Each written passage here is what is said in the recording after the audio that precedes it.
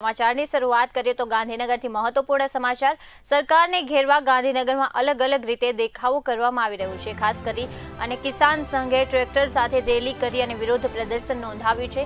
किसान संघनुं सीएम आवास सुधी रेलीनुं आयोजन करवामां आव्युं छे। निवृत्त आर्मी जवानो पण आक्रमणना मूडमां आवी गया छे। पोताना પડતર प्रश्नोने लईने आक्रमण करी रह्या छे। खास करीने सचिवालय आसपास पोलीसनो बंदोबस्त पण गोठवी देवामां आव्यो छे।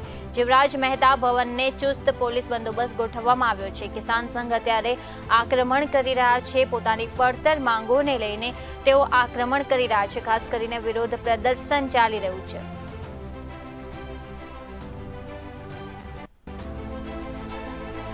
આજે અમારો હડતાલનો 39મો દિવસ છે।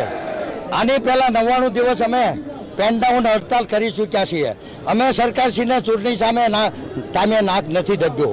અમારા મુખ્ય 3 માંગણી પ્રશ્નો અમારો જે સંવર્ગ છે, અમે પંચાયત વર્ગ 3ના આરોગ્યના પંચાયત વિભાગના કર્મચારી ભાઈઓ બહેનો છીએ। અમને કોરોના વોરિયર્સથી ફ્રન્ટલાઇન કોરોના વોરિયર્સ ગણવામાં આવ્યા છે। અમે આજના દિવસે અમે 39 દિવસથી અને 99 દિવસ આગળના અને એની પહેલાની અમારી કમિટી હતી એને 3 વર્ષ હડતાલ કરી ચૂક્યા છે। આ ચોથા તબક્કાની હડતાલમાં 0 પરિણામ। સરકારે કમિટી રચી, 0 પરિણામ, કોઈ પણ તથ્ય નહીં, ફક્ત પ્રલોભન સિવાય અમને આજ સુધી કાંઈ પ્રાપ્ત નથી થયું। એટલે અમે થાકીને અંતે અમારું રુદ્ર સ્વરૂપ કે અમારા કર્મચારી કોરોના વાયરસ જે દેખાતો નહોતો એની સામે પણ ડર્યા નહોતા। અમે 144 કલમ હતી પણ નીચેના અમારા કોરોના વોરિયર્સ આમ પીઠ બની ગયા છે કે વેક્સિન જેમ લઈએ અને કોરોના ન થાય એમ બીક એને કોરોના વાયરસની નથી। તો પ્રશાસનને આપના મીડિયમના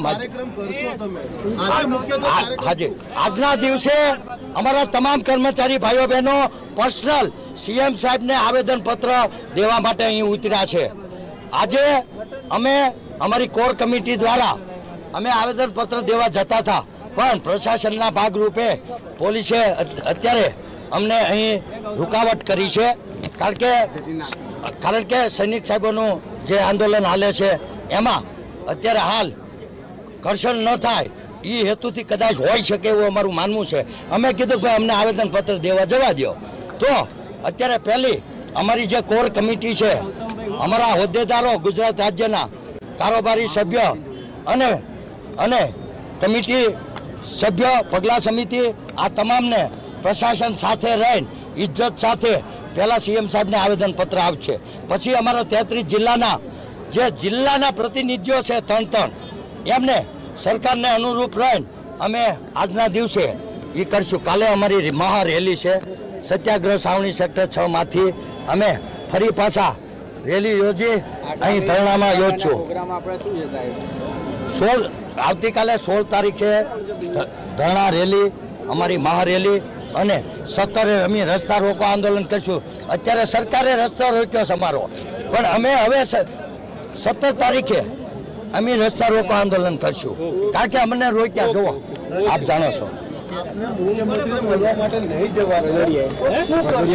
અમે પણ ગોઠવવામાં આવ્યો છે। ખાસ કરી કિસાન સંઘ, માજી સૈનિકો અને આરોગ્ય કર્મચારીઓ દ્વારા ધરણા યોજવામાં આવ્યા છે। મોટી સંખ્યામાં આંદોલન કરવામાં આવી રહ્યું છે।